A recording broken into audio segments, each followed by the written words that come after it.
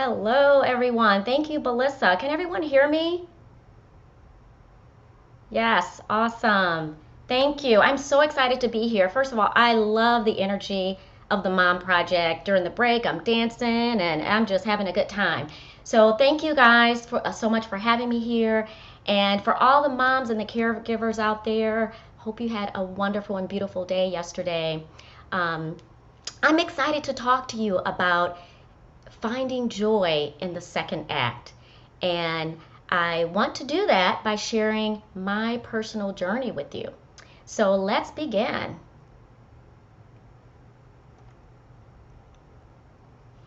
Okay. All right. So a little bit about me. Oh, I'm sorry. A little bit about me.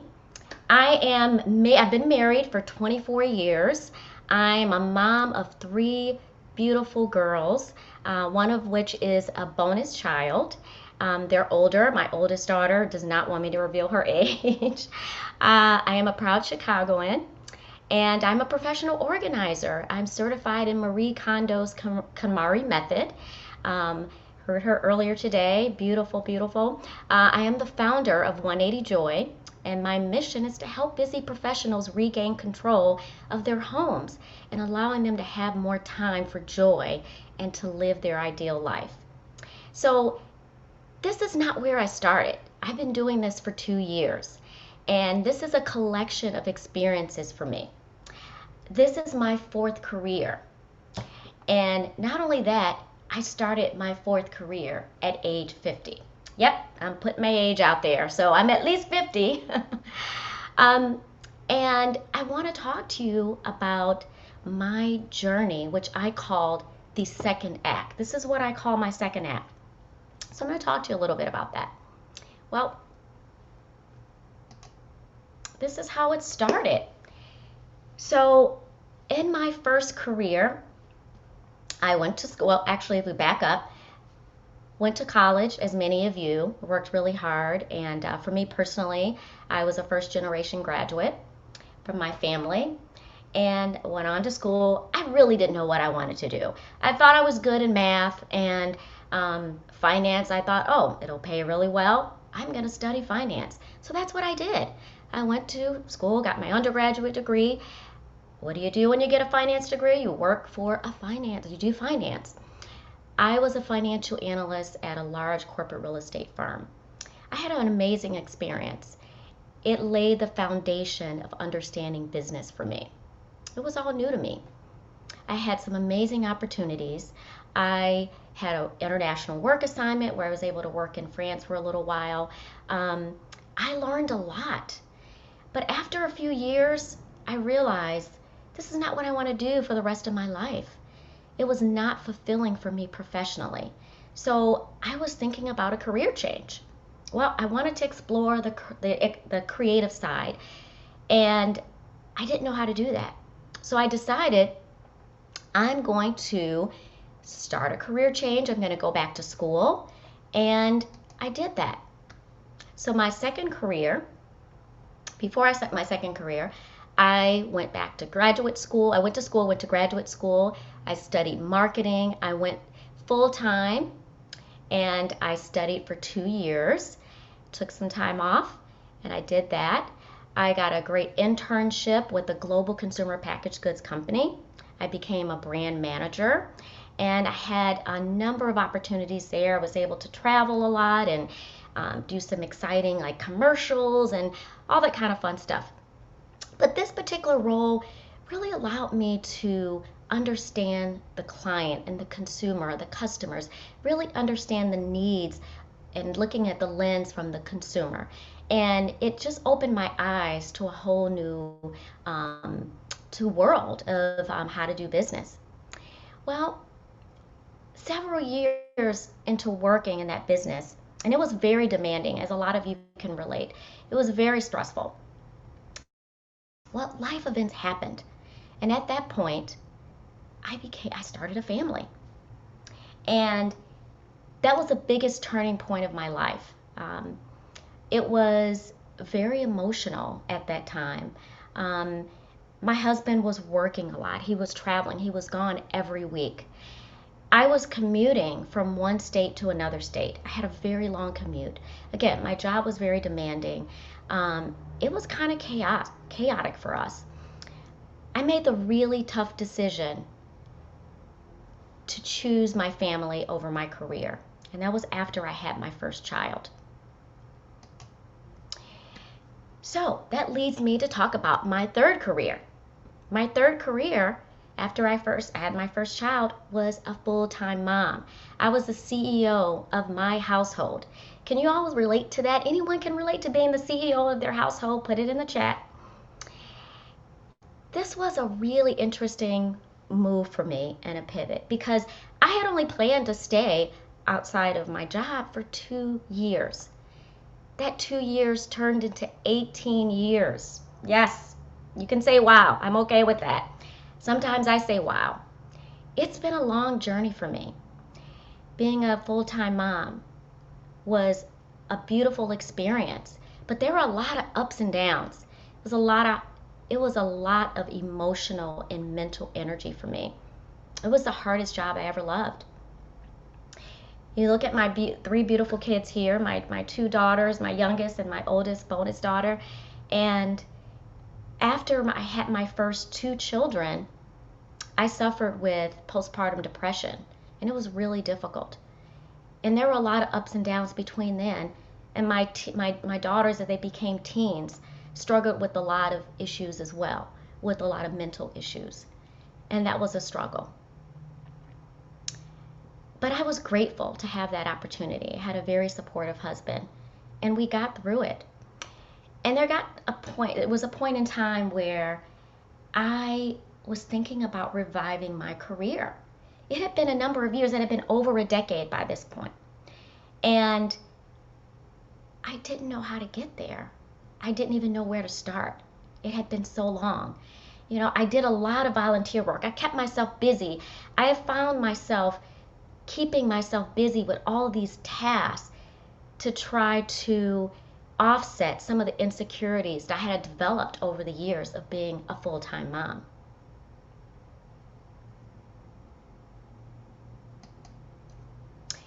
It had been 18 years since I had a paycheck. So I was struggling with these thoughts. And the realities, if I look on here on the left side, some of the things that I was thinking about in terms of my realities was that my kids needed me less. I was approaching 50. Menopause was knocking on my door. And when I look back at some of my previous experiences, marketing back then is very different than it is now. And if I look back at my finance career, well, I knew that it wasn't fulfilling for me. So I didn't want to go back there. I had this long career gap, and what was I going to do? The industries were changing. And not only that, when I look at my realities, I started thinking about some of these very uncomfortable thoughts in my head. And we look over here to the right, I had a lot of insecurities. I was afraid. I was lost. I was stuck. I didn't know what to do. I was comparing myself. Kalia talked earlier about comparing yourself. I did that a lot. I looked at other people and their journeys and what they were doing with their careers. My business school peers. I did a lot of that. I did a lot of that on Facebook. I felt vulnerable. To the outside world, it may have looked like I had it all together, but I was struggling. I was struggling a lot. I'm sure some of you can relate to that. Put it in the chat if you can. I also realized that my realities didn't point me in a direction, but it led me down a road of self-doubt.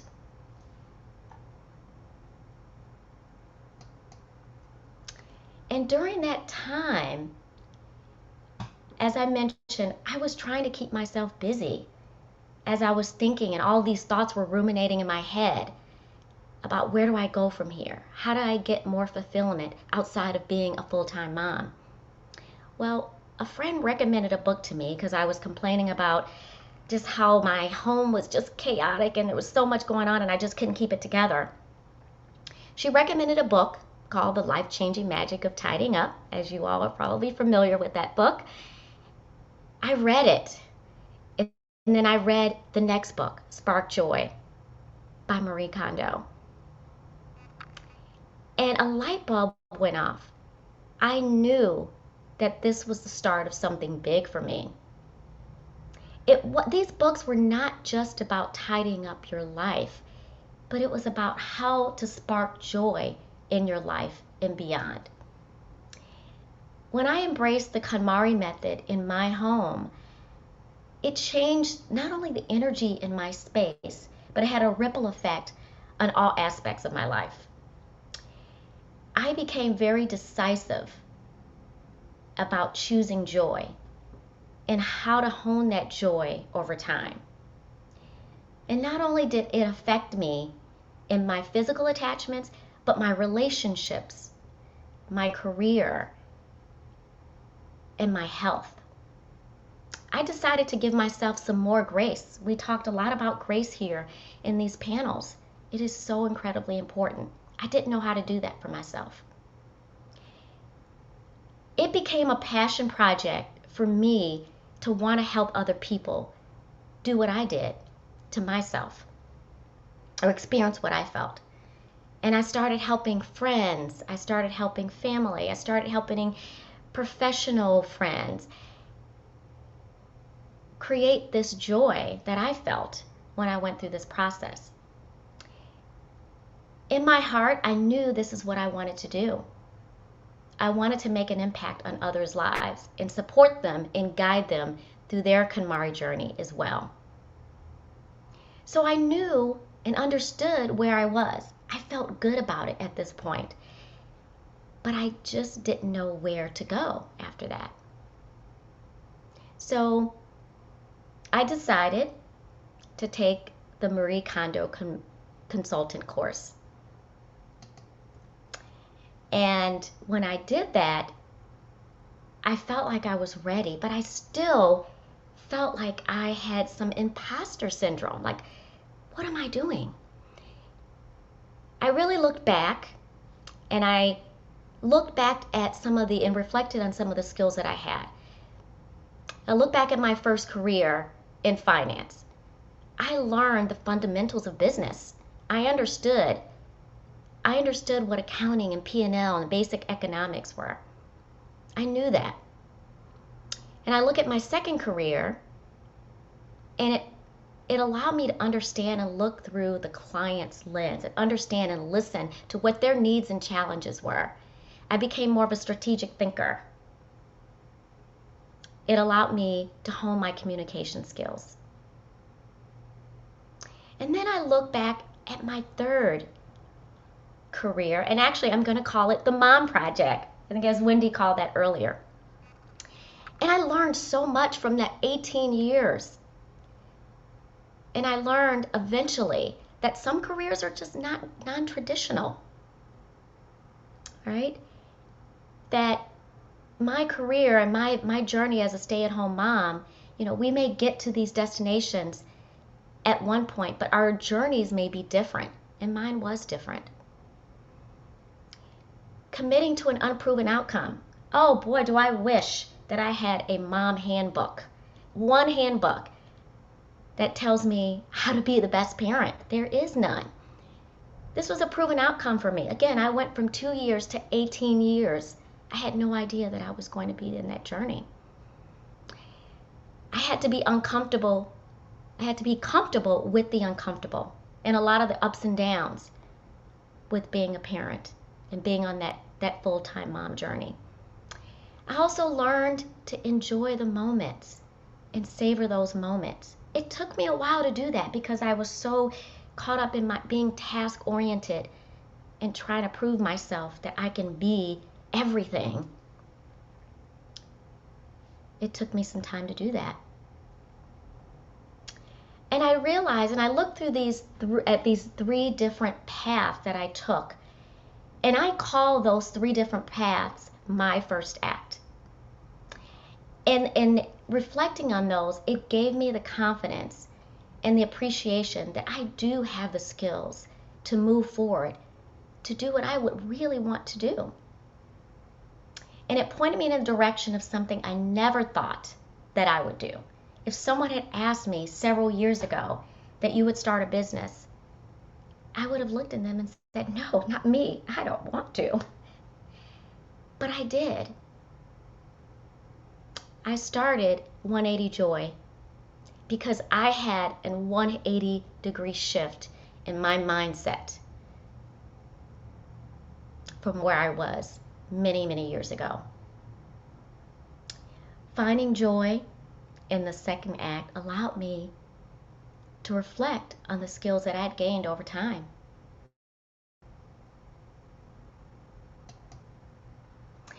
So I want to talk to you about what I learned on my journey. So one of the things that I learned and that was important for me to understand is to not undervalue my previous experience. Again, I had this long career gap as a mom.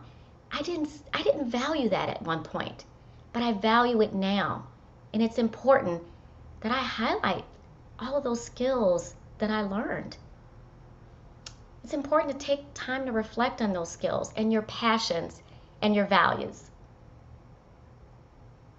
My second point here is don't assume career paths will always be linear. All right? The traditional career path is no longer the norm. We're living that right now. Back then, I wasn't. Life is unpredictable and unexpected. Be open to change and alternate paths. It's so important to have that open mindset. And my next point here is risk doesn't mean risky. And there are inherent risks in everything that we do, but everything we do isn't necessarily risky. If you look at a situation with the right perspective and the right lens, you can navigate most risk. And then my last point is don't compare your journey to the journey of others. And it's so easy to do that. Social media, I did that. And it was an emotional journey for me when I did that. That's a game that you'll never win. You know, when you're going through a self-introspective phase, stay off of the clutter and the noise out there and be truthful to yourself and what your joy is.